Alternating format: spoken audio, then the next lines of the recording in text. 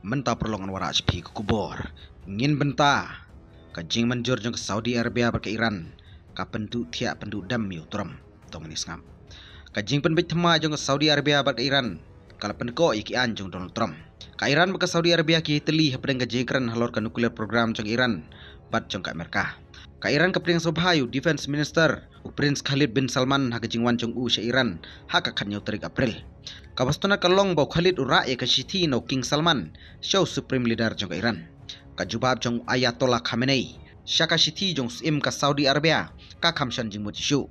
U Supreme Leader Khamenei yong baka Iran ka kloy benta ya kajing roy jong ka bat ka Saudi Arabia.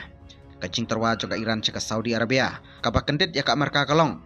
U Ayatollah Khamenei u Supreme Leader ka Iran wong ka Iran ka kloy benta ya katu ka ni kajing roy jong ka bat ka Saudi Arabia.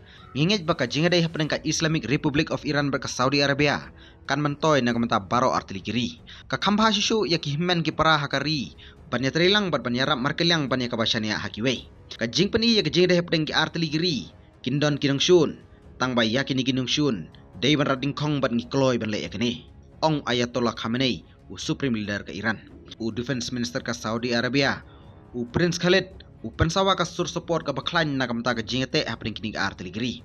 Prince Khalid bin Salman wong nga karmen baka jingday kan kham scam shishu bani kapor balalej. Ka jinglej yung Prince Khalid sa Iran kan top ka jingkran ber General Muhammad Hussein Bagheri jong ka Iran. Kani gamiting ha Iran lakheng kum gamiting ka bompat jujia ha ka istri jong kini ka artiligiri. Ka Iran ber ka Saudi Arabia ki kmilenti bani trilang ha ka security technology bat kiwe ru ha kalawe.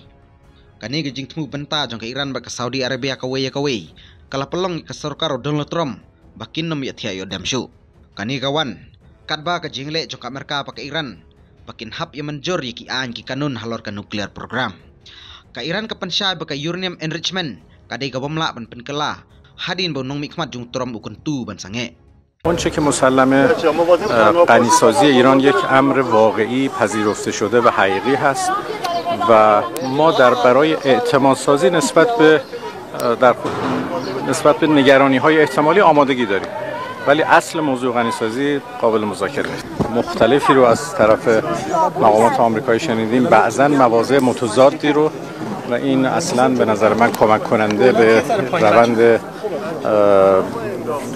مناسب مذاکراتی نخواهد بود. با این حال ما باید در جلسه مذاکره مطلع بشیم از نظرات واقعی اونها اگر که با مواضع سازنده‌ای بیایند من امیدوار هستم که ما مذاکره در خصوص چارچوب یک توافق محتمل رو بتونیم شروع بکنیم اگر که نه همچنان با مواضع متناقض و متضاد